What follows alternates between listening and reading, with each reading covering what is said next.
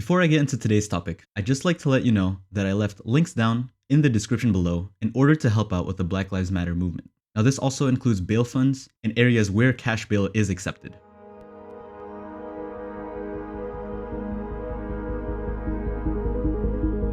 Demonstrations have broken out in not only the 50 states of the United States of America, but in several countries worldwide as well. Now, 2020 hasn't been a great year for everyone due to the coronavirus, especially right now in the United States.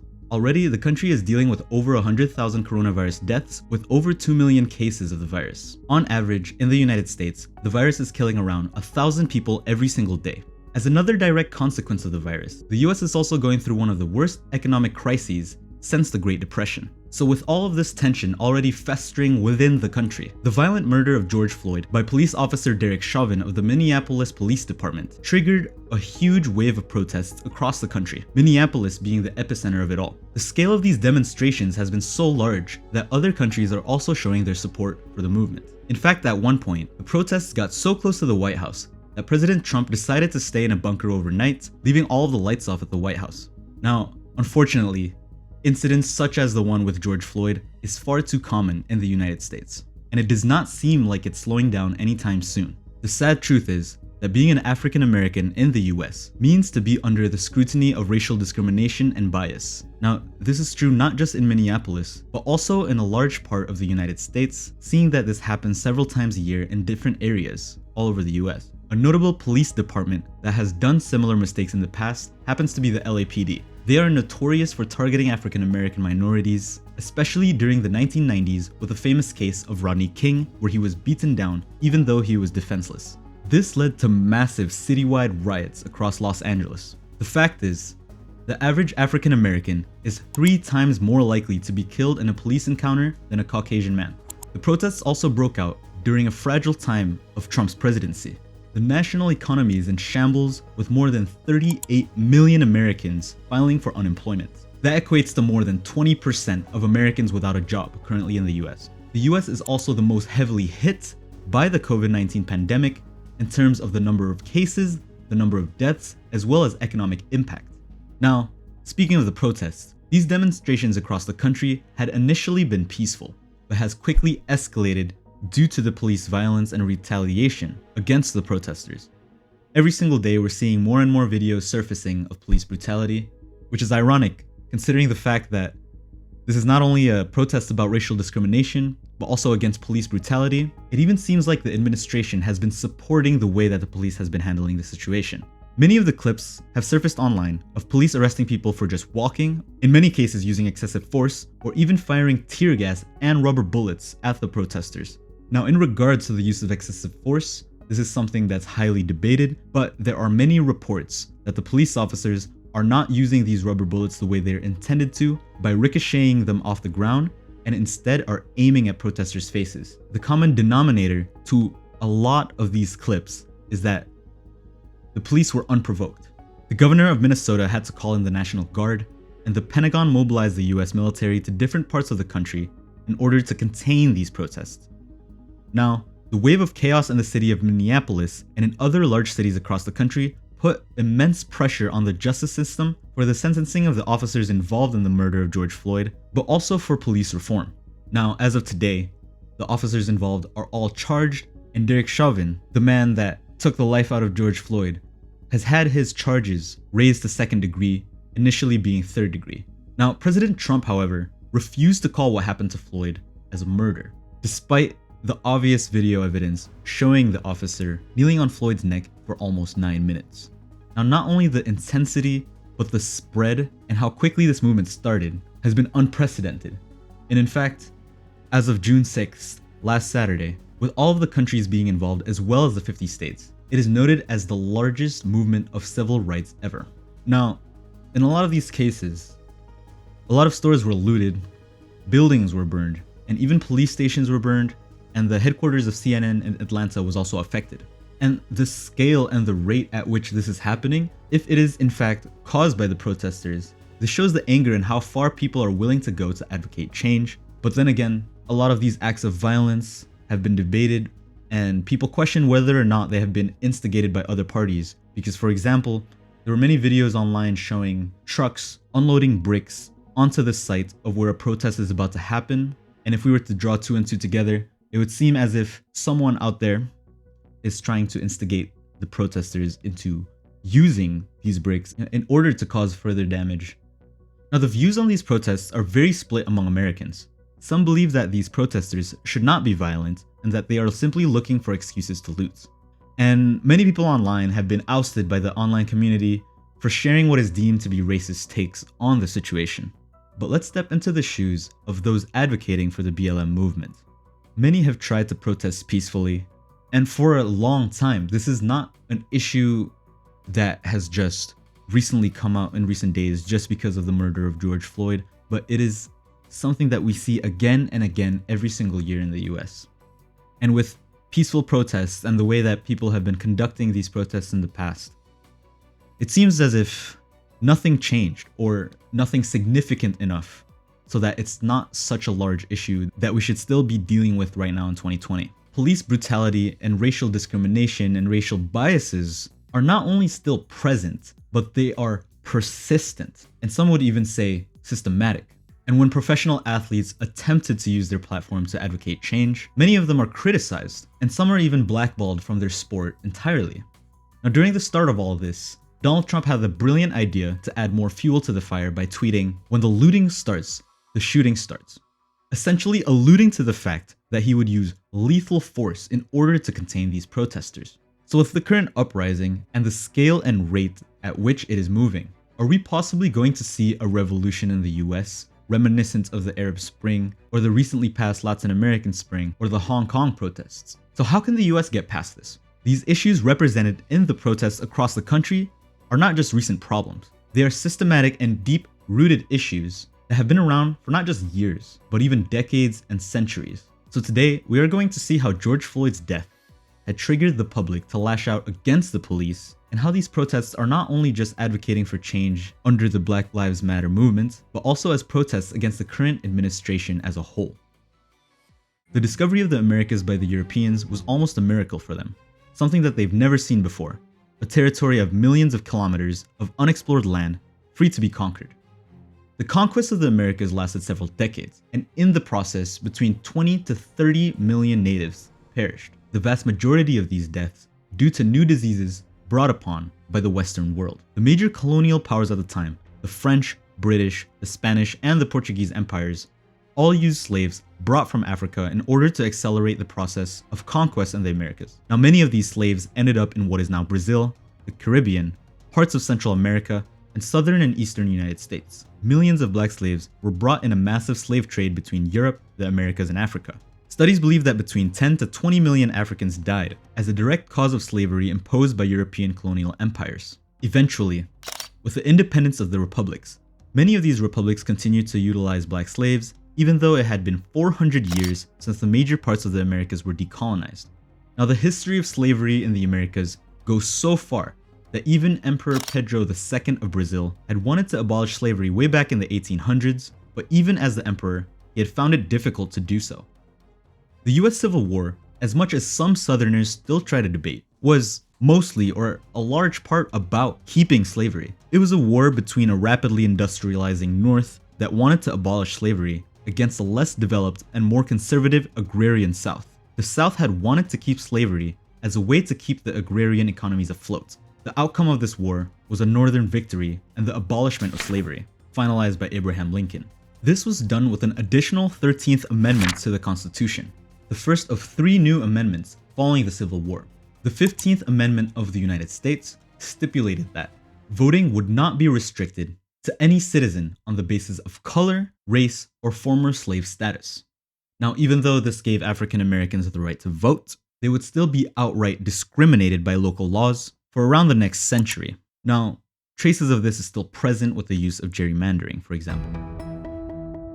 The first major icon that had risen during the civil rights movement was Rosa Parks.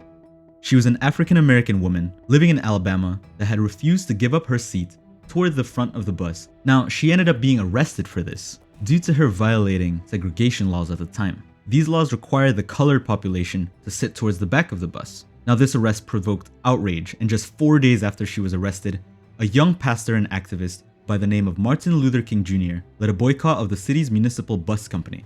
Originally, there were around 90 participants in the boycott of the Montgomery buses, including King, and they were charged under a law prohibiting conspiracy to obstruct the operation of a business. Found guilty, King immediately appealed this decision.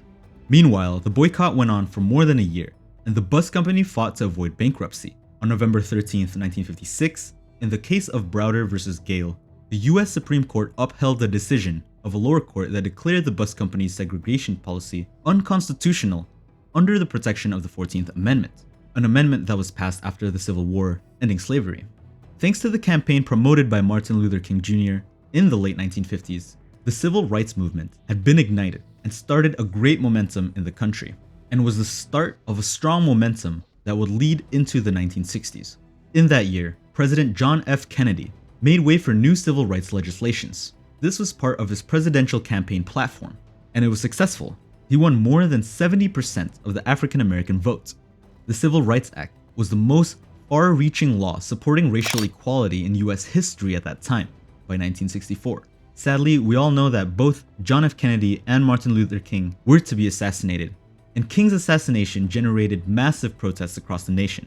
The Civil Rights Act had granted African Americans the equal rights that we still have to this day. Today, many can argue that there's no more laws that explicitly discriminates or holds African Americans or other colored minorities as second-class citizens. However, we got to this point in the first place through decades and decades of struggle and social protest. But just because explicitly racist laws don't exist anymore, this does not mean that the act of systematic racism within the police department or within the justice system are not being practiced. One of the most significant events in US history was the election of the first ever African American president, Barack Obama. In a way, this was the level of equality that the civil rights leaders had been fighting for African Americans to be equal to the Caucasian Americans, that they can equally have a chance to hold one of the most powerful offices in the world. Unfortunately, despite Obama's 8-year term as the President of the United States, the racial discrimination committed by law enforcement is still as present as ever. This is mostly due to a structural issue of the law enforcement bodies themselves, which is difficult to change even with the presence of an African American president or governor. George Floyd's murder is just one of the latest episodes in a sadly long history of police abuse towards African Americans. Now, although on paper we all have the same rights, certain minorities, especially African Americans, are still statistically at a greater risk of being arrested, killed, or subjected to greater penalties if found guilty of a certain crime. The racial and ethnic compositions of US prisons vary from the country's demographics as a whole. In 2017, those identifying as African American represented 12% of the US adult population, but they represent over a third of the convicted prison population. Meanwhile, white Americans represent 64% of the US population. However, they only account for 30% of all prisoners. And while Hispanics represent 16% of the US adult population, they account for 23% of inmates. Another perspective is to look at the rates of incarceration per 100,000 people. In 2017, there were 1,549 black prisoners per 100,000 black adults. Almost 6 times the incarceration rate compared to the white population, and almost twice the rate for Hispanics. Now, under the law, they are all equal, but on the notion of judicial, economic, and social treatment, it does not seem like that's the case. Now, this is why the Black Lives Matter movement was started in 2013, following the death of an African American teenager by a policeman who was later acquitted. In 2014, after 2 murders by police of 2 African Americans, protests also broke out in the city of Ferguson. Some of the most violent protests the country had ever seen in recent history at the time, but nothing would compare to the scenes following the brutal murder of George Floyd, after he had died of being suffocated for just under 9 minutes, while he begged for his life, while repeating the phrase "I can't breathe," and even calling out for his deceased mother. The video has been seen by billions of people in over 180 countries, and the outrage could only be compared to the assassination of Martin Luther King in terms of how widespread the protests are across the country. This murder was strongly condemned by both the Republicans and the Democrats, and several national police commands also expressed their disdain for the murder. Now, because of the brutality of the crime and because of how in the daylight it was, the video went viral. The officer that killed Floyd, who is now fired, was originally charged with third-degree murder, an extenuating circumstance that could lead to a sentence of 10 to 25 years in prison. However, this charge has been elevated to second degree. The big question is, were these protests decisive for the arrest of this ex-officer? Would the outcome have been the same without these protests? Now, a lot of people don't believe so, and frankly, I agree. It is clear that the protests have put even more pressure on the Justice Department to take action and to prosecute the officer responsible for Floyd's death. The protesters had called for the imprisonment for all the police officers involved and not just Derek Chauvin. Already, the protests have reached a point of no return, and it seems likely that it will remain this way or could potentially even further escalate depending on the response by the police for the coming days or weeks or possibly even months. A lot of these businesses that are being vandalized, burned, and looted during these protests included hundreds of private commercial premises that were being prepared to reopen after long months of quarantine. Buildings under construction to provide housing for vulnerable families have also been reported to be burned. Again, the sources of these fires are debatable, and it is highly speculative, and no one really knows whether it was the protesters, undercover police, or simply just other agitators. Now, all of this is happening at a very critical time for the country. The US was already seeing its coronavirus infection slowly but progressively decrease, although the country still has about 1,000 deaths per day. Trump has already reported more than 100,000 deaths from the virus, which had surpassed his estimates, recognizing that the pandemic still persists. Most of the states in the country are already partially reopening, at a time when, although the contagion has decreased, had not been done yet at the time in Spain or even Italy. Now, these massive protests are likely to cause a jump in the epidemic's curve in the US, but we will not see these effects until at least a week or two from now, due to the virus's incubation period.